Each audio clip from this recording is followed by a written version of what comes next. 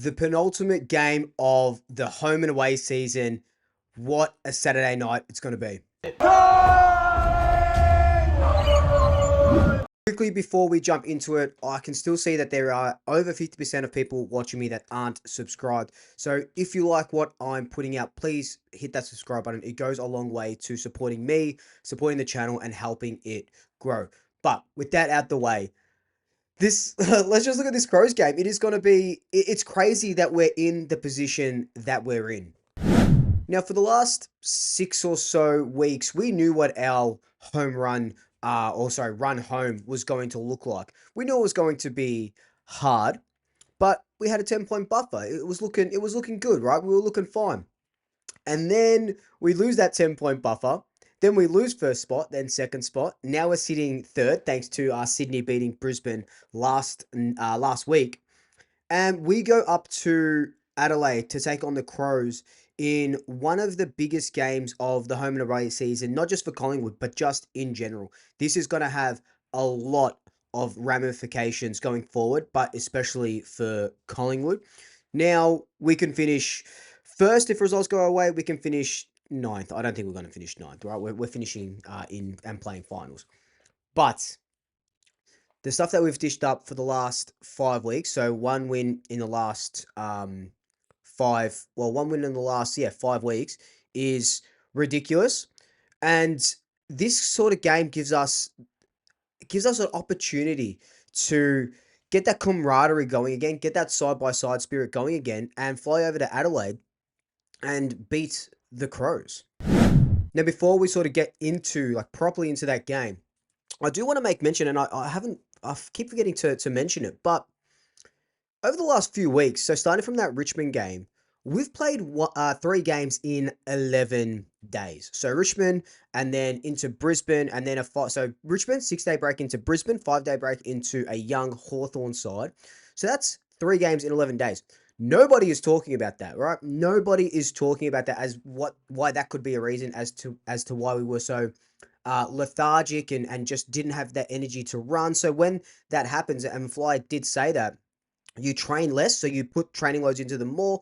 So it kind of makes sense. It's still, yes, I might be using it as an excuse, but it's still not an excuse for the shit that we've dished up these last 2 weeks and, the insipid performances that we've dished up these last 2 weeks. I understand it, but still, you go out there to win a game of football, not just to go through the motions. Now, we go into this Adelaide game after a 9-day break. So 3 games in 11 days, 1 game in 9 days.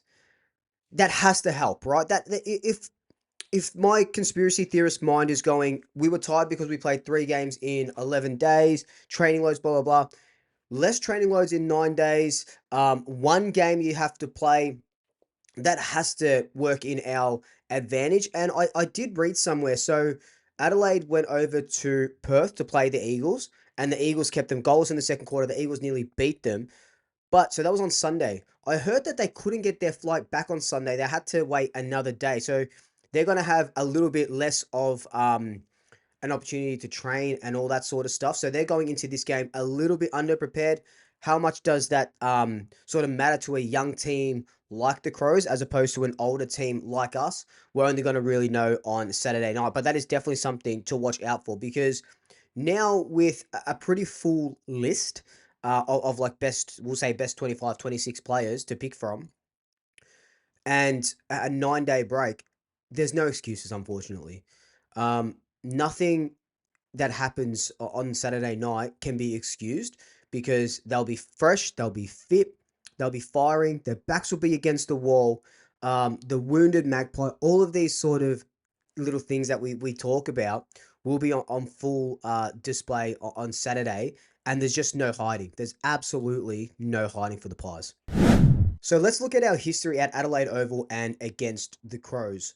So we're on a huge win streak at Adelaide Oval. We've done 8. So we've won 10 of our last games at Adelaide Oval, which is crazy to think. But some of those games were, Sydney, Hawthorn, Gather Round, Port Adelaide, St Kilda in Gather Round as well. So we haven't lost there since 2018. So that's pretty much a second home to us. The Crows haven't beaten us since 2016. You know, where we've won the last 10 games against the Crows. So it is absolutely unreal what we have against the Crows and the wood we have over them. Now, you always hear me saying football is, you know, played above their head, 20% above their head, sort of. It's a mental game here and there. How much does that affect the Adelaide players, right? If this was Collingwood and I was, we were going up against Brisbane and we hadn't beaten them for 10 games and stuff, I would say that we would get into our heads. Like I would come out and say, yeah, look, it might play on our minds. I reckon it'll play on Adelaide's, the players' minds a little bit. Um, because not only do they have that little bit in the back of their head that says, oh, our last, whatever it is, 4 or 5 games have been really, really, really close. Well, every game since 2022 has been really close against the Crows. Um, you know, we could be in for another close one. But now they have to go, okay, we haven't beaten them since 2016. We haven't, they haven't lost at Adelaide Oval since 2018. So I think that's a mental block that we can exploit, hopefully. And it's going to be finals like atmosphere. This is probably Adelaide's biggest game since I don't really watch a lot of Adelaide, so I'm just going to say it's their biggest game since the grand final. But of course, in 2017. But of course, I'm going to say that because I'm a Collingwood supporter, right? But I do really really believe that, and they're a young side. I think yes, this game is going to be really hard for. We're going to come out hard, and Adelaide are going to come out even harder, and it's going to be just a huge huge huge battle, huge clash. But I do think that it will be played in the heads a little bit. And I reckon that if we apply just physical pressure, they'll start questioning themselves. And that's what you want to do. You want to make your opponent start questioning whether they should run for that ball, whether they can beat us in the last quarter. If we're up by a couple of goals, can they get over the top of us? So everything in the past starts coming back to the front of their mind. And that's what you sort of hope for, that you can get the mental edge over them that we've had over the last, 9 or so years. Now let's look at my predicted ins and outs that is popping up right now. Now, this one was hard, right? At the start, I said that we pretty much, from our best 26 players, or however many you want to sort of pull in there, we've got everyone fit except for Jeremy Howe. Now, I've made some really, really big assumptions, and I'll explain them all, I guess. So, I've got Bo McCreary coming in. So he's definitely going to play. From what I've seen on Tuesday at training, he'll train again on Thursday, and then the Friday captain's run. He's good to go. We need him. Like, look at him against Fremantle. Just his pace through the middle, 15 disposals. 15 tackles. Just absolutely crazy. Now these two, there could only be one change, right? It could be just Bo for Hal. These next two are a bit different, but I wanted to gauge your thoughts on where I'm sort of thinking. Bobby coming in for Ned Long. Bobby played well on trained well on Tuesday. I'm gonna go see him on Thursday, see how he's going there. So get ready for that Thursday training video because that is going to be absolutely huge. Um, he needs to play, and me and Brody Holland talk about it in our Dutchy and Swoop podcast that'll come out tomorrow morning. But we do talk about having Bobby play, even if it's a 65% game time of Bobby is better than not playing him. You need at this point in time with the position that we're in, you need your best 23 out there. And unfortunately, there's no how, but you need your best 23 players out there, and Bobby is definitely one of them. If he's put his hand up and say I can play, I don't give a stuff about GPS numbers and this and that unless they're terrible. Um, so Bobby needs to come in. Now I've got Ned Long coming out because Long and Mitchell can't be in the same team together. I wanted it to work and it just didn't work. Ned Long had 10 disposals last week. He had 9 disposals the week before, I think. At only 3 tackles. He's averaging 8 tackles. He only had 3 tackles. He's been really down those last couple of weeks, and that's okay. Um, you know, a young kid. He's younger than Nick. Has played all season. Probably needed a break a little bit earlier. We just can't. I just feel like we just can't do it with Long and Mitchell. And something's got to give, right? You can't have players coming back in and no players going out. So that's why I've got Ned Long coming out, because I'd rather the experience of Tom Mitchell in these finals like games. And now I've got Cox coming in for Will Hoskin-Elliott. Now, Will Hoskin-Elliott had a very sour game against the Hawks. I feel for him. I do feel for him, but he was probably the only one in the pecking order that I could see getting dropped to bring in three players. Look, he might play. Like I said, it could only be one change. But I've got Mason Cox coming in for a couple reasons. Now, our long kicks into 50, where are they, when there's no McStay there because he has to play a ruck or he has to, play down back. My check and memory aren't super tall to do that. Mason Cox will do that. He can bring the ball down to ground. He makes defenders shit themselves. If Mason Cox can get a couple of holding free kicks, like he gets held every single contest, that'll be even better. This could be a resurgence of Coxie. I know I've been pretty harsh on him, but I'm ready to give him another go. It's a break class in case of emergency type deal. So what that does is, I know you're thinking, Luke, we're going to be too tall, but what I'm thinking is, and I hate to bloody say it, but you probably have to play McStay as a permanent defender. I know it's going to be raining, so that probably comes into consideration. Because if it's raining, you probably don't need all those tall defenders. You could just play one of our mediums on like a Fogarty or something, and then go in just with Darcy Moore and Billy Frampton. But if they're thinking that they need a little bit more firepower, a little bit more threats in the forward line, you bring Mason Cox in. Mason Cox can do the forward and the ruck. Chop out Darcy Cameron if he has to. McStay is predominantly playing down back. So then Darcy Cameron can float down back as well and intercept, and then you've got Cox down the line. So something like that could work. So that's one thing that I'm thinking of, and the sub as Lipinski, only because I don't really think you could sub anyone else. You could make a case for Bobby being the sub, but I'd rather Bobby's, his talent to be on the field from the get-go. Lipinski can give you those really fresh legs at three-quarter time and that position kicking inside 50.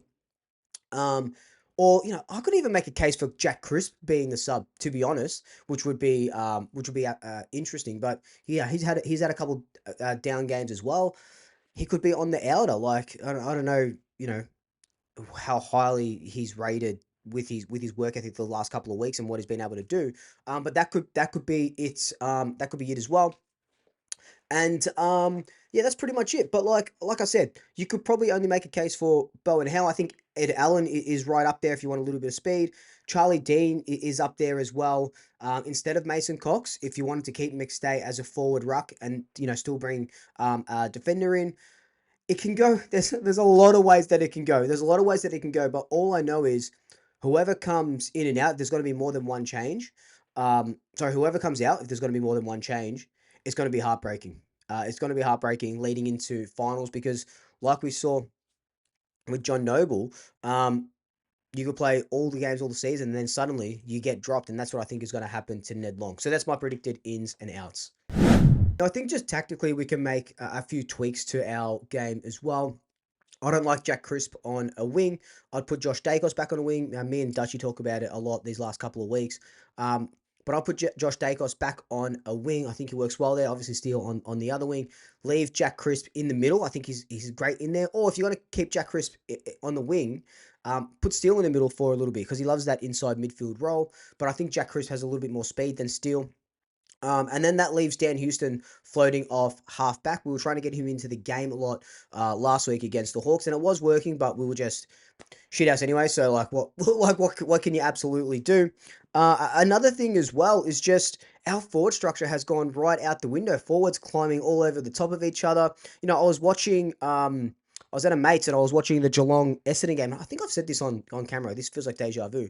But when I was watching that game, Geelong were going forward and there was so much gap. There was so much space in their forward line for Cameron and all these guys to take the mark. When we go forward, it's like a swarm of ants around a little piece of bacon. Like we just swarm it and we can't get away. We can't separate.